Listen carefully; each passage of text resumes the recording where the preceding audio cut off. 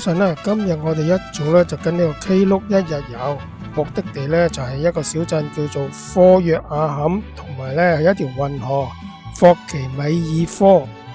跟旅行團梗係要去購物啦，我哋第一個旅遊店咧就係呢個銀器店啦。你要咗妹姐啊？係啊，買唔買嘢啊你？我睇旅行團要買嘢嘅喎呢度。睇中未啊，妹姐？妹姐話係咁依都要買啲嘢。係咯。係啊。咁你買唔買得落手？咁通常都係妹姐買，唔係正哥買。喺呢度咧好多嘢賣嘅喎，有銀器啦，有紀念品啦，仲有專人喺度咧示範點樣呢個雕刻喎。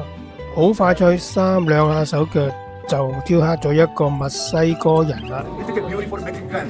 你話靚唔靚呢？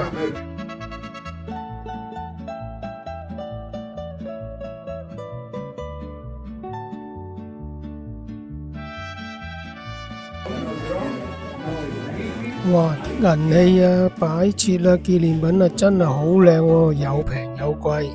不過呢，對於我哋呢啲窮遊嘅團友，梗係出去嘆翻杯咖啡好過啦。好快脆呢，我哋就嚟到呢個小鎮叫做科約亞坎，意思呢就係土狼住嘅地方。佢距離呢個墨西哥城大概15公里，係呢個阿茲特克人呢喺呢個特斯科科湖旁邊呢一個好重要嘅定居點喎。咁啊呢個西班牙人征服咗呢個阿茲特克人之後呢，呢度呢就成為呢西班牙總督府嘅臨時居所。喺呢度呢個風格呢，建築風格呢就同呢個墨西哥城呢就完全唔同嘅喎。佢冇咗呢個好宏大嘅帝國風格建築。呢度呢就反而呢係紅瓦白牆、鵝卵石街道，充滿呢個西班牙小鎮嘅風情。好快脆呢就成為呢個文學家、藝術家聚居嘅地方喎，另有一番風味。而我個人呢就非常之中意呢個科約亞坎嘅氛圍啊！呢度嘅節奏呢就非常之慢，好悠閒喎。喺街頭度呢，漫步街頭，買杯咖啡，買下小食，觀察下呢度嘅人生百態，真係一樂也。我哋咁快買得到嘅，講得掂嘅，肯定。有英文。哦，唔怪之得你唔係文盲啦，咁醒啦。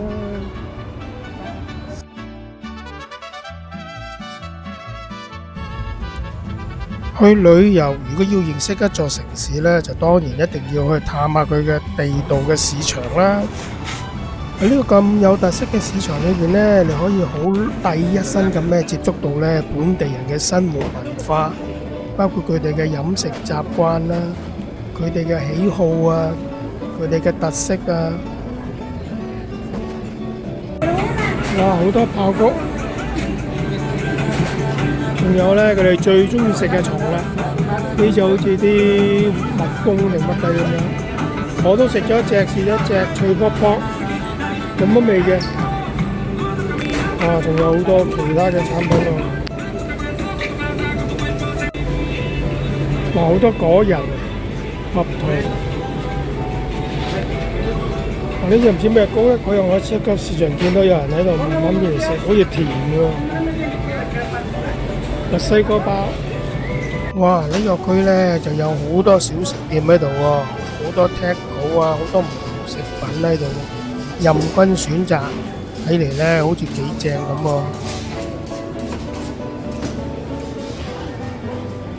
就猜好咗嘅 taco 粉放喺中間，然後呢擺張紙喺度。再壓平佢，壓到佢扁平平，咁就成為一塊 taco 皮啦。壓咗之後呢，就變成一塊塊啦。而呢邊呢，就仲有好多唔同嘅小食喎，有雞啦，有牛啦，有菜啦，各式形式。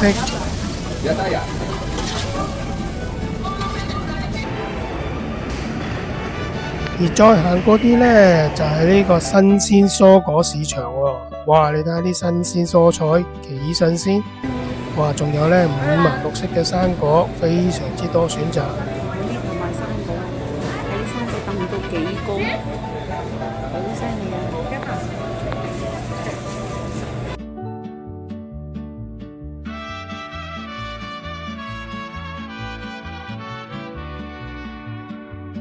除此之外呢，就仲有好多墨西哥特色嘅文藝小玩意喺度啊！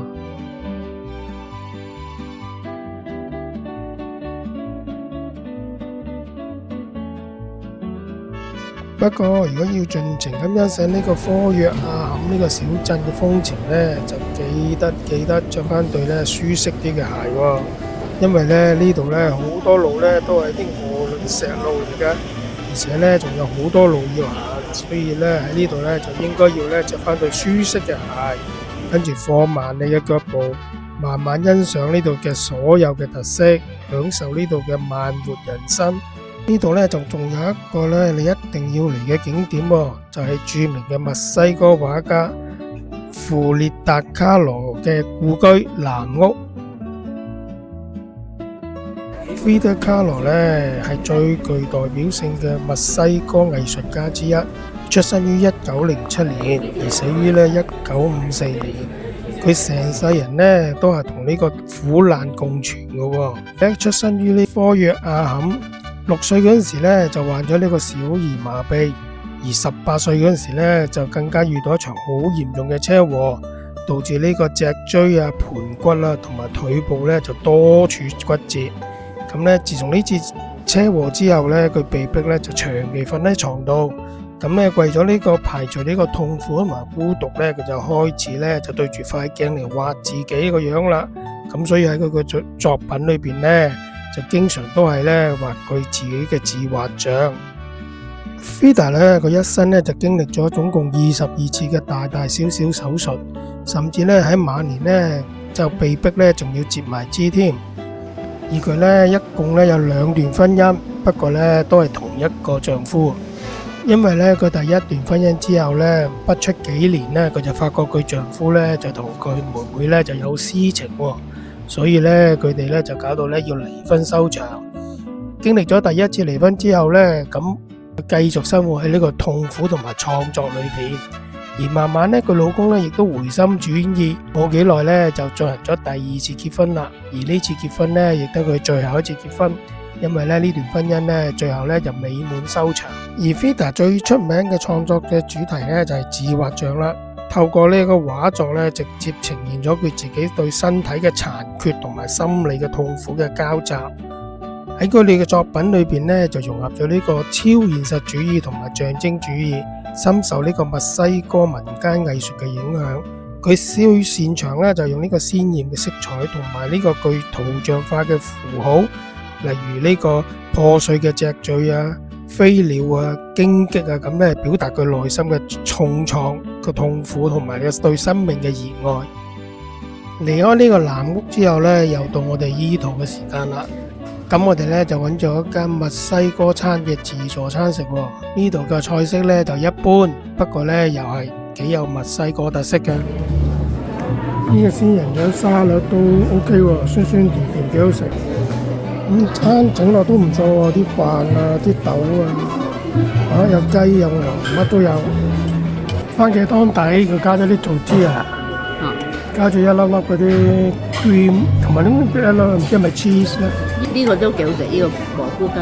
蘑菇雞有豆有牛肉有飯，都唔錯係咪先 ？OK 啊，味道 OK 啊。食完飯我哋就繼續我哋嘅行程，好快脆咧就去到呢個 Xochimilco 霍奇米爾科。第一樣要做嘅咧就梗係要俾5蚊去個廁所先啦。霍奇米爾科係位於呢個墨西哥城嘅最南端，係呢個墨西哥城嘅浮動水鄉嘅。霍奇米爾科呢意思咧係呢個鮮花之地。喺呢個阿茲特克時代咧，呢個地區咧就一大片咧人工濕地喎。咁為咗應付大量嘅人口咧，咁呢個阿茲特克人咧就利用咗一種農業技術，叫做奇蘭帕嘅技術，最簡單嚟講呢，就係解釋係呢個漂浮嘅農田。佢哋呢淺水地區呢，用呢個泥土啊、植物啊，咁呢就編織成呢個肥沃嘅島嶼，然後呢再喺上面呢耕種。今日呢，就等我同我主子呢，就大家跳上呢啲彩色嘅拖拉吉內拉嘅遊船上邊，穿梭喺呢啲運河裏邊，探訪一下呢個由古代阿茲特克人創造嘅巨大人工濕地花園。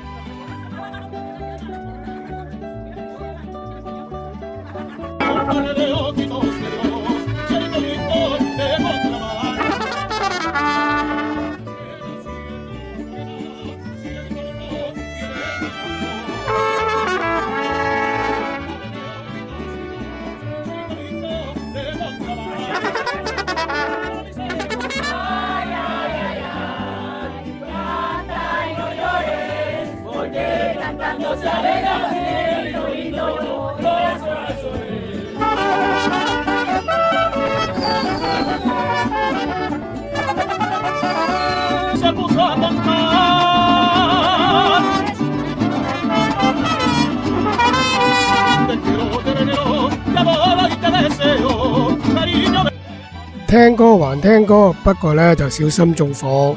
我哋全船裏邊呢，有人點咗總共 total 3首歌喎，每個人每首歌5蚊，咁我哋聽咗3首歌，2個人 total 咪俾咗30蚊美金咯。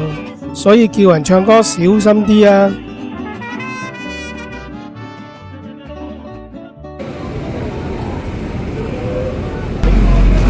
呢度呢好多個貨櫃喎，好似係美食中心咁樣喎。哇！呢上面貨櫃呢就係一間一間嘅小食檔口，有唔同嘅食，跟住呢，或者呢度下邊就可以喺呢度食啦。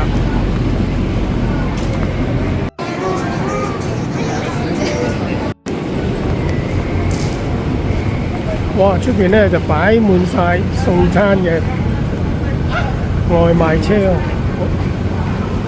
喺度等緊接生意。睇個廁所先，哇！好工業風。依家咧特登去買雞，呢間嘢咧係專門做炸雞，好出名嘅喎。我見好多人同埋好多滴滴外賣過嚟呢度攞雞嘅。呢度咧就入嗰啲餐盒啦，同埋嗰啲 package 啦、醬料啦、餐具啦。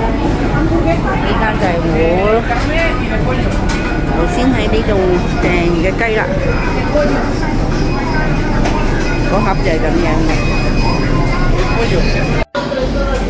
要2樓呢個就賣呢啲嘅三文治。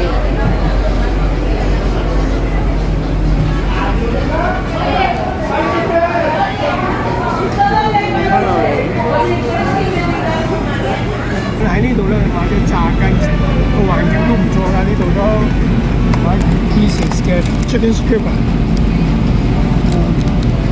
見得到都好大嚿下喎，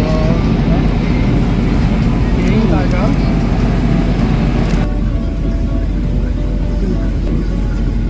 辣仲好 juicy，一啲都唔乾身，好味道。完炸雞就行返過隔離我哋住間酒店度休息啦，聽日再繼續行程。